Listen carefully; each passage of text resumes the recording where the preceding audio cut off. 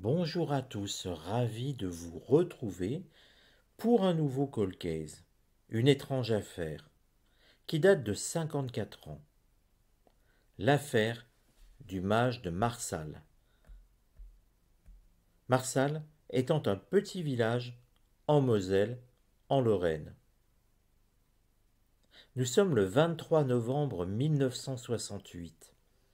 Un mage, Mat Cormano, et une prêtresse, Alféola, se présentent à la gendarmerie et déclarent que deux de leurs enfants, âgés de 3 et 6 ans, ont été enlevés. En fait, Mat Cormano et Alféola sont Maurice et Josiane. Moins glamour, moins fun. Mais là n'est pas la plus grande surprise dans cette affaire qui ira de péripéties en rebondissements. Les enquêteurs assez vite se font une idée du genre de personnage auquel ils ont affaire. Probablement un couple de gourous. En tout cas, pour eux, ça sent la secte à plein nez. Dès les premiers échanges avec la gendarmerie, le mage leur indique que les ravisseurs sont partis avec les enfants et qu'ils réclament qu'on leur indique où se cachent les statuettes qui parlent, celles-ci donnant un pouvoir magique, paraît-il, à ce mage. Évidemment, on tient là tous les ingrédients pour que l'affaire passionne les foules et la presse. La presse nationale ne tarde pas à débarquer en masse. RTL, par exemple, à un moment donné, aura 3 envoyés spéciaux sur cette affaire.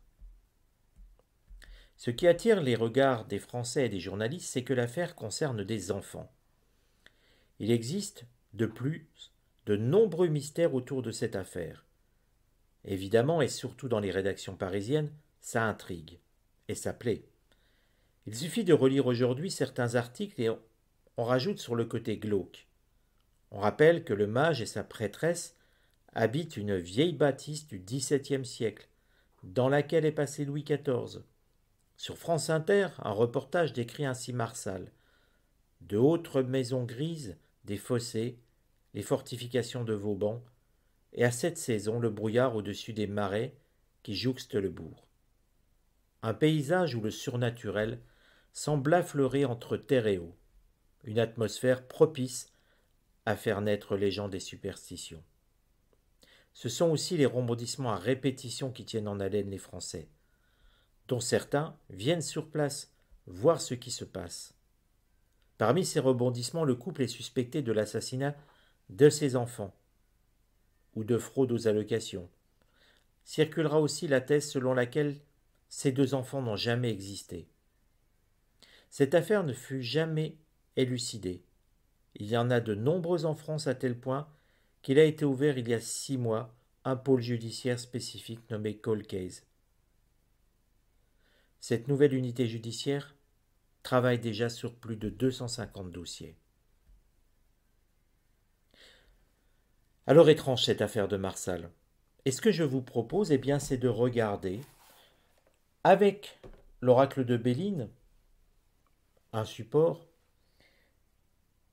qu'est-ce que renferme cette affaire? Les enfants ont-ils vraiment existé? A-t-il eu enlèvement? A-t-il eu assassinat? Tout est sur la table, tout est possible. Alors, je vous retrouve avec les oracles. Alors oui, j'avais parlé de l'oracle de Béline, finalement, je vais prendre les runes. Cela me semble plus approprié pour ce tirage. Nous avons affaire à un mage et une prêtresse, enfin, se prétendant ainsi. Et je sens que quelque part l'affaire est plus trouble qu'il n'y paraît. La justice n'a jamais vraiment élucidé ce dossier. Bon, bien sûr, le mage a été condamné. Je crois que la prêtresse a été mise dans un asile. Mais quelque part, il y a quelque chose qui échappe à la justice. Alors regardons, que s'est-il passé pour les enfants de ce mage et de cette prêtresse? Si tant est que les enfants ont existé. Et là, on va voir. Si vous regardez, en fait, peu de runes sont visibles. On a l'impression que le message est très court. Regardez, juste un trait. Juste un trait. Et si on regarde bien ce trait, je les place un tout petit peu comme... Même si elles étaient en décalé, vous savez qu'avec les runes, on n'est pas au millimètre près. Presque ce doigt que l'on met devant sa bouche et quand on dit chut, taisez-vous.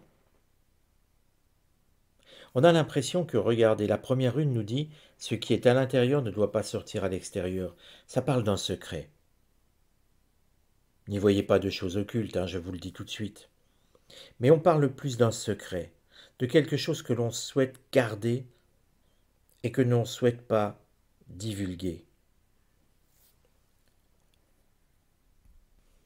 D'ailleurs, le sens d'Ingvase, que voici, je la mets un tout petit peu plus basse.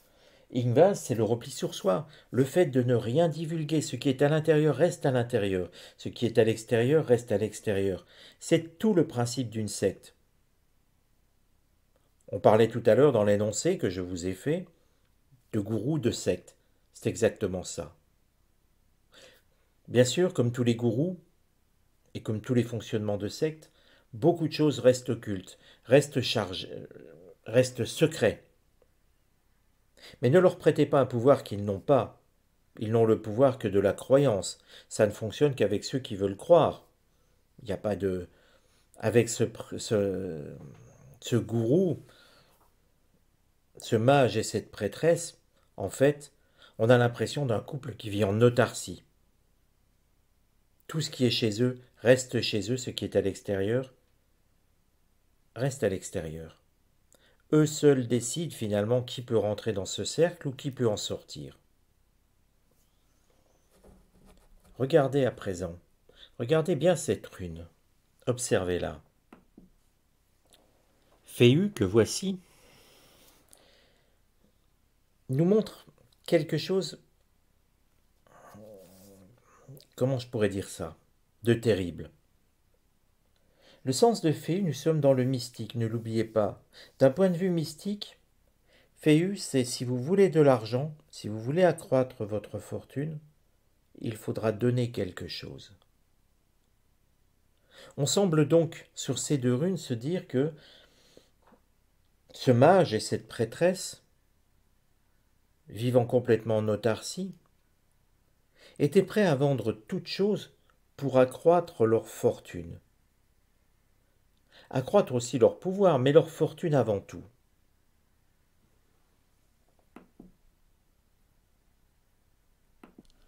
Agalaz, que voici, montre une crise de restructuration.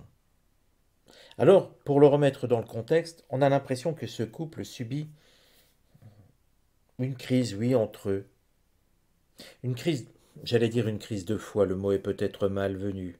Une crise spirituelle. Une crise de position. Surtout la femme, avec Bergano ici.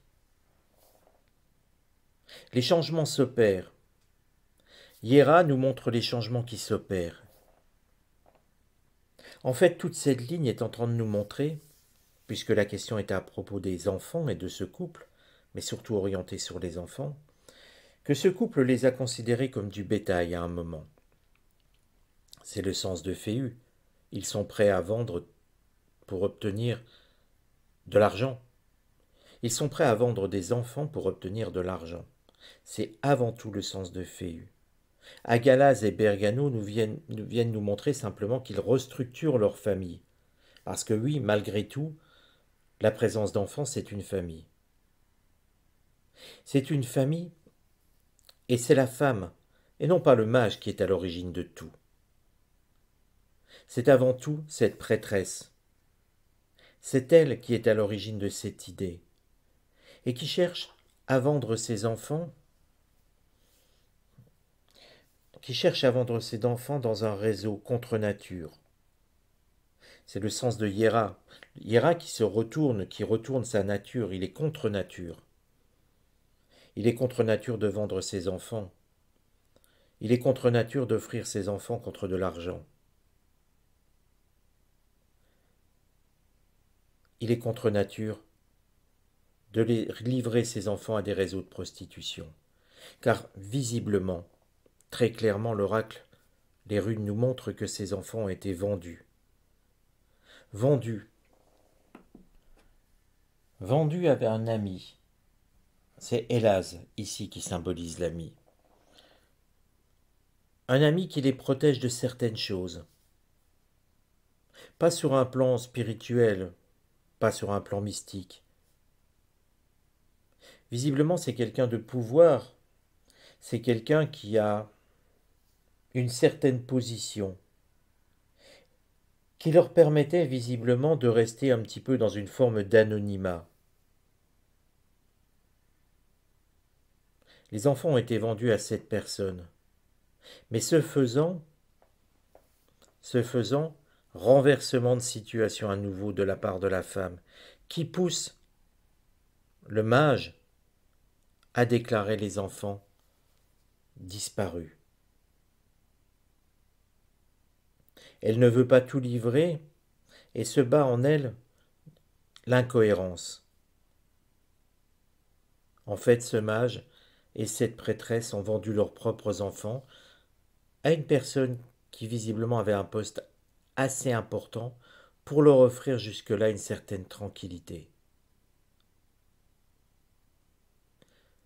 Le mage et la prêtresse, en allant faire cette déclaration à la gendarmerie sur la disparition des enfants, ont rompu le lien de confiance avec cet ami, si j'ose le qualifier d'ami, avec cette connaissance. Sans cela, il n'aurait jamais fait de prison, sans cela, il ne se serait jamais rien passé. Ira nous symbolise leur culpabilité. Ira, c'est une rune qui, regardez, elle se renverse sans arrêt. Entre avidité d'argent, culpabilité, le mage et la prêtresse en sont arrivés finalement aux pires excès de l'humanité. Alors si ce tirage vous a intéressé, eh bien n'hésitez pas à le liker, à le partager, à le commenter aussi. Si vous avez entendu parler, n'allez pas voir la maison de Marsal où vivait le mage et la brûler. Elle n'existe plus. Je vous donne rendez-vous en tout cas pour un prochain Colcaise. À très bientôt les amis.